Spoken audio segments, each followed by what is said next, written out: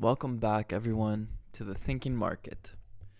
Today, I would like to discuss the separation of state and money. Historically, we had the separation of state and religion. Why? Because that was important for liberation from power. The state being the institution of politics, politic being the implementation of use of power, and the church or religion being, in a sense, the intellectual justification for the state's use of power, the monopoly of power. The church, the religion was essentially the court jester saying that, the king acts as the hand of God, the will of God, that therefore the king is justified because he's acting on God's behalf of what God wants. So when we had the separation of state and religion, it was significant in the sense that people no longer had to succumb to the religious justification for rule. But then what happened in that vacuum? Well, we had the Enlightenment. We had, scientific rationalism, the expert class, a little bit of atheism come into orbit, secularism. And so things had to become more rational because we're more enlightened. That's why it's called the Enlightenment, because we were just completely dark and ignorant under the church's regime. But now, out of it emerges this liberalism and freedom and scientific inquiry. But have we achieved full liberation? Are we fully free? Is it now because we've only got rid of religion, that we've only separated religion from the state, that we're now free? Or are there other things to consider separating from the state?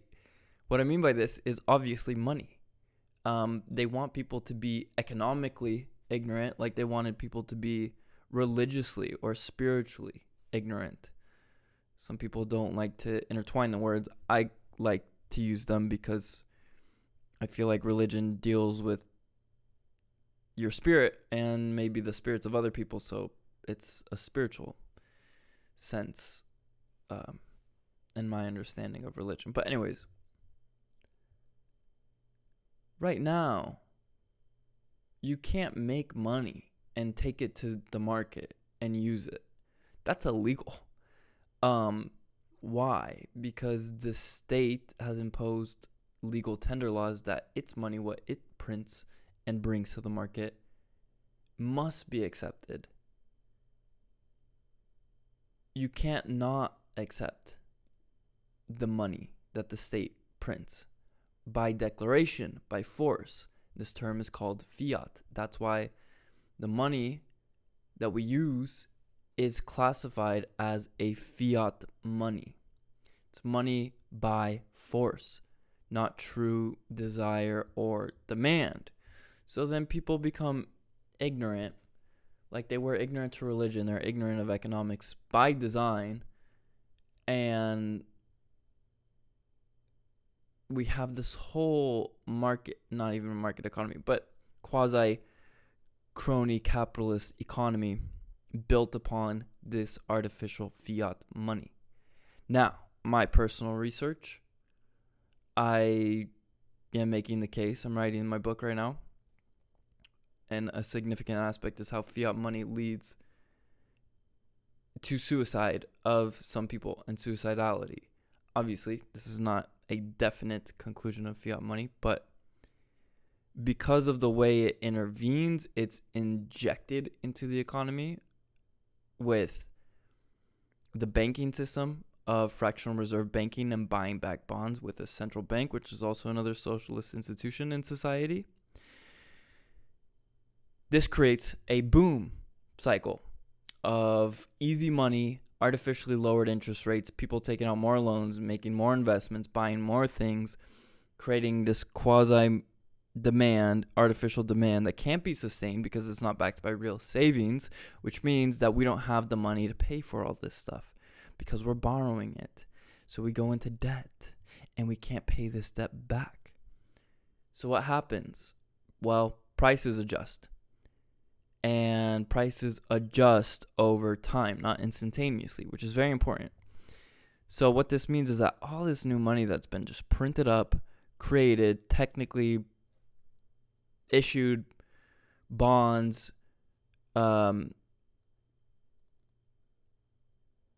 by the federal bank, by the Federal Reserve, the central bank, to Congress, and so they're buying back the bonds that they issued, and maybe I have that reversed, but this money is essentially just printed out of nowhere.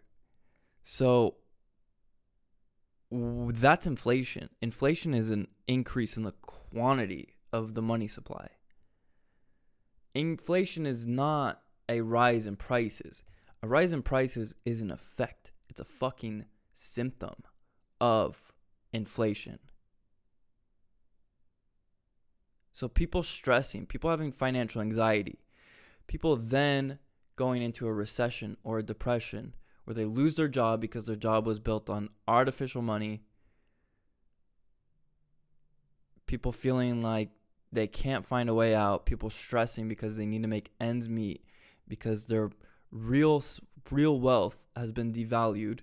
Prices are going up. Prices aren't going up because we're like richer. Prices are going up because your money's devalued. The products that exist in society are like the same products. Yeah. We have people producing stuff. We have people consuming stuff. That's more or less the same. All that's changed is the supply of money. It's not making anyone richer. In fact, it's essentially just a redistribution of wealth via the people who receive the money first, which is the politicians, the central banks, the friends of the banks, people who have government contracts, this whole military-industrial complex, this whole revolving door of DC, of lobbyists, and going on the boards from political connections.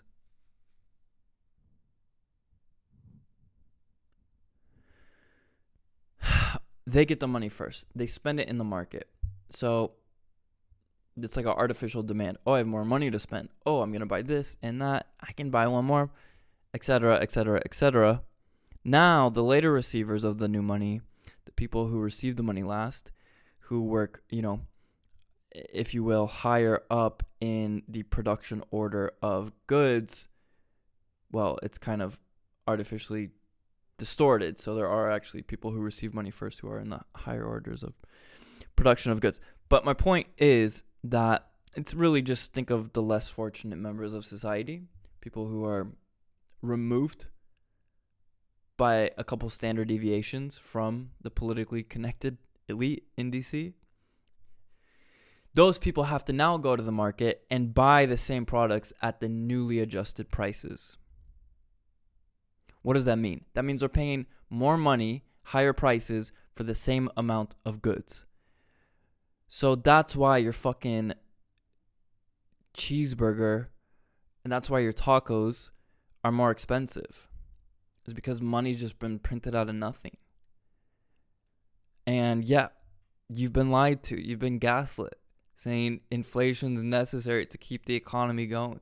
It's all lies. And the unfortunate truth is that this is what the American university system is. It's training, if you even take economics, it's training you to think that printing money is necessary, that government spending, Keynesian economics, is what creates, a strong economy. Benito Mussolini said he doesn't disagree with a thing about Keynesian economics. So what do you mean Keynesian economics? Keynes is the father of capitalism. Mussolini also didn't disagree with anything about the Communist Manifesto. They just didn't want international socialism. They wanted national socialism. That's what fascism is. It's a variation of socialism. And Keynes was a socialist. Read Ed Fuller. Keynes was a non-Marxist socialist. He had his political perspective. He developed his whole economic theory to justify socialism, to arrive at socialism. So he was like almost like a Fabian in this sense. Yeah, he wasn't a revolutionary. He wanted an economic system that would lead step by step to socialism, which is Keynesian macroeconomics, which is GDP equals the CGI, consumption, government spending, and investments. And actually, if you just increase government spending, you can increase the GDP. So what the fuck is the GDP? Fuck the GDP. I don't know what that has to do with my life and other people's lives in paying for prices. If we sell 3 bananas to Canada and Canada sells us 5 apples, oh shit, we have a -2 trade deficit. So therefore, we need to increase our trade deficit by imposing tariffs. This is all nonsense. It's producing nothing for the economy. It's in fact harming consumers because consumers now have to pay higher prices than they otherwise would. So it's macro statistics, and statistics etymologically comes from the Latin word stat, which means state.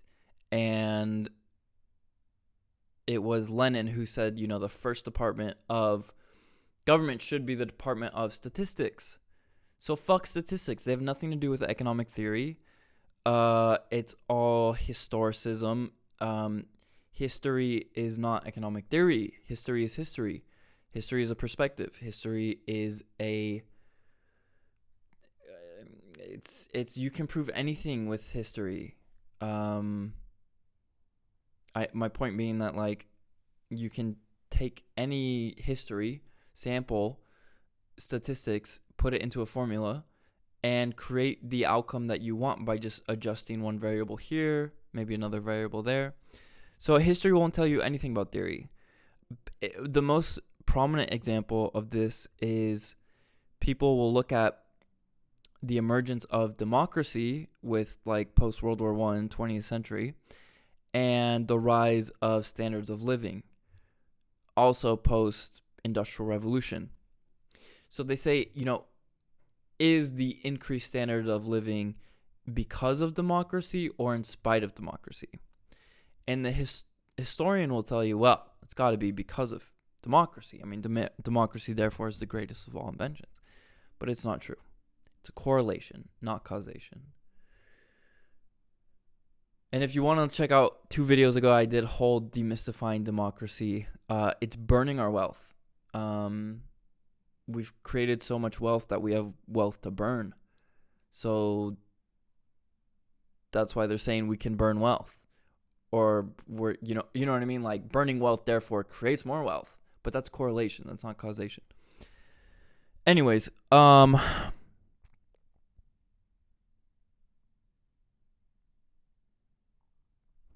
we need separation of state and money. This is fucked. Should be a crime. This is the most pernicious institution in society. It's funding all the wars. It's funding the whole Trumanite institutions of the CIA, NSA, Joint Chiefs of Staff. They're creating more wars. They're disrupting society. They want to essentially undermine everything. Not even the Trumanites. It's literally like it's a pillar of Marxism that the state should run, or public ownership of production of money in banks. This is a joke. And I'm frustrated. Obviously, I don't want to be, but like when you just look at this logically, you're like, oh shit, like please tell me, like, am I missing something? I don't know. So maybe, please tell me, do we need the continuation of state production of money? Or should we have a market for money? You know what I mean? There's new evolutions of money to be created and discovered in society. I'm not necessarily advocating for the gold standard or the Bitcoin standard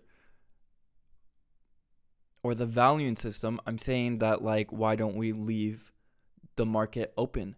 If you actually seriously can call yourself a free society, then have freedom in production and choice of money and its use in society. Otherwise, then you're being gaslit and you're joking around. You don't really care about freedom. You just want to sound superior, which is fine if that's what you want, but be real about it. Don't be fake. Because, like, all these mainstream economists, they're fake as fuck. All politicians are fake as fuck. It's really the Trumanites, the CIA, NSA, Joint Chiefs of Staff that are running the show, calling the shots. So that's just the truth. I don't know if I'm tripping. I don't think I'm tripping. I think I'm pretty spot on about this. But yeah, please let me know what you guys think. I love you guys. You're beautiful. Have love, have beauty, have art, have patience, live life. I love you. Peace.